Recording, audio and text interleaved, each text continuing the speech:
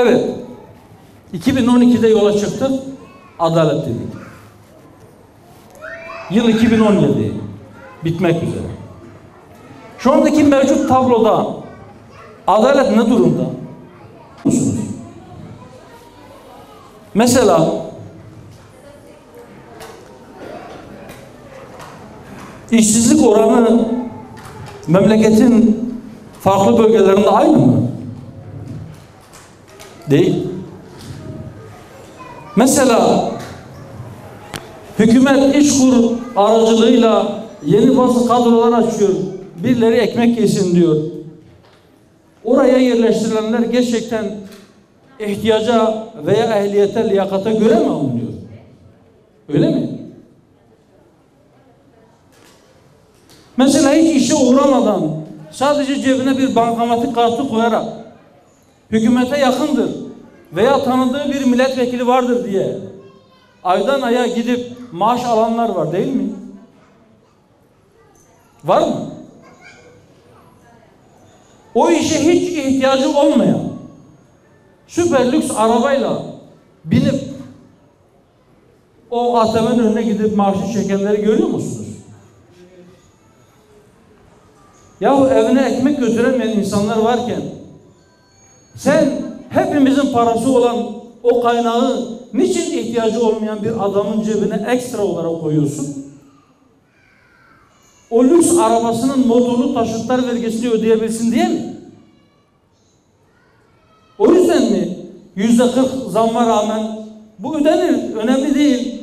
Bir gün lokantada yemek yemeyi verirsiniz, bunu ödersiniz. Hani zannediyor ki herkes kendisi gibi çoluk çocuğuyla beraber lokantaya sürekli gidip ayda birkaç kez her seferinde 400-500 lira, 600 lira, 700 lira masaya bırakabiliyor. Öyle zannediyorlar. Bu tipik bir ekmek bulamıyorlarsa pasta yesinler. Aynen o durum. Millet ekmek istiyor. Beyefendiler ya ekmek yoksa pasta yesinler. Sanki pasta ekmekten daha ucuzmuş gibi. Peki mahkemelerde kanun önünde vatandaşların hepsi birbirine eşit mi? Bunu iddia edebilecek olan var mı? Peki gelir dağılımında bir eşitlik var mı? Fakir babası olduğunu söyleyen hükümet 15 yıldır iktidarda. Bir önceki yıla göre en üst gelir seviyesindeki insanlar toplam gelirin %47'sini alıyorken bu %48'i çıktı. Yani aşağı yukarı gelirin yarısı ilk %20'ye, geri kalan yarısı %80'e. Ve bu arttı. En yüksek gelir ile en alt gelir dilimi arasındaki uçurum biraz daha genişledi. Vergi nedir? Vergi kamu harcamalarının, devletin harcamalarının karşılanabilmesi için vatandaşlardan toplanan paradır. Özet, kısa. Yani herkesin anlayabileceği tarifiyle. Normal şartlarda az kazananın az, çok kazananın da çok vermesi lazım. Öyle değil mi? Biz diyoruz ki vergi adaletinin sağlanması için mutlaka herkes gücüne ve servetine göre vergi vermelidir. Peki Türkiye'de böyle mi? Emin olabilirsiniz. Verilen vergi oranıyla kazanç birbiriyle ters orantılıdır. Yani az kazanan çok, çok kazanan az vergi veriyor. Niye mi? Kağıt üstünde az kazanandan %20, çok kazanandan %35 alıyorlar. Ama öyle değil.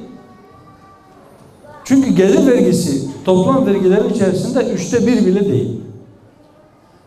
Gelir artı kurumlar vergisi ikisinin toplamı bile 1/3 değil. Benim dar gelirli kardeşim asgari ücretle çalışan.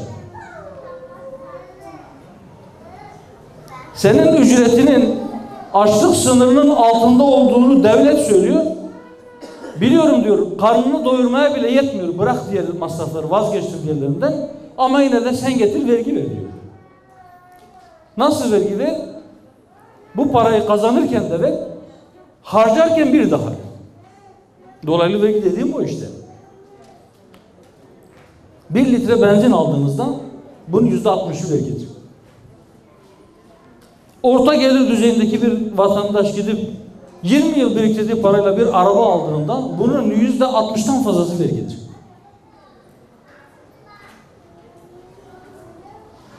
Zengin de bir arabaya biniyor, fakir de bir arabaya biniyor değil mi? Yaktıkları benzin de fiyat aynı. Buğdayın taban fiyatını açıklar, %2 zam. Kamu çalışanı zam ister, %3,5 zam. Motorlu taşıtlar vergisine %40. Şimdi oldu mu? Bir sınır kapısı var Irak'la aramızda. O sınır kapısının bu taraftaki ismi Habur. Öbür tarafa geçtiğinizde Halil İbrahim sınır kapısı. Biliyor muydunuz bunu? Şanlıurfa nüfusu Türkiye'nin nüfusunun yaklaşık olarak %2'si. Peki Şanlıurfa Türkiye'nin toplam ihracatında ne kadar pay alıyor? Tahmin edeniniz var mı? %1'in de çok çok altında. Niye biliyor musunuz? Çünkü daha önce Şanlıurfa dışarıya ihraç ettiği malların %40'ını Suriye'ye satıyor. %60'ı da dünyanın geri kalan ülkelerine. Suriye ne oldu? Bir kapınız vardı Akşakale'de. Kapandı değil mi? Şimdi mal satan var mı? Yok. Millet can korkusuna oraya gitmeye cesaret edemiyor. Fakat buna rağmen 2012'de o dip yapan ihracat biraz yükselmeye başladı, canlanmaya başladı. Niye? Çünkü burada mal üretenler bu sefer Irak'a yöneldi. Irak'ın Kürdistan bölgesine yöneldi. Oraya mallarını satmaya başladı. Şimdi o kapıyı da kapatacağız diyor. O kapıyı kapatmak. Biz kapıyı kapatırsak siz içecek su, yiyecek ekmek bulamazsınız diyorlar ya. Kime söylüyorlar? Sınırın öteki tarafına giderek. Fakat buradan söylüyorum, uyarıyorum. Siz o kapıyı kapatırsanız burada ekmek yiyen birkaç yüz kişi belki işinden olacak. Birkaç tane esnaf sanayici batacak. Çünkü üretim malı satamayacak. Suriye düzelmedi. Orayı da karıştır, o kapıyı da kapat. Ne yapacaksınız? İstanbul'daki Kocaeli'deki sanayiciyle buradaki sanayici rekabet edip malını götürüp Almanya'ya mı satacak? Var mı böyle bir imkanınız? Yok. Öyleyse bu hamasi nutuklardan, hamasetten vazgeçip gerçekçi politikalar ve insancıl politikalara dönmek gerekir.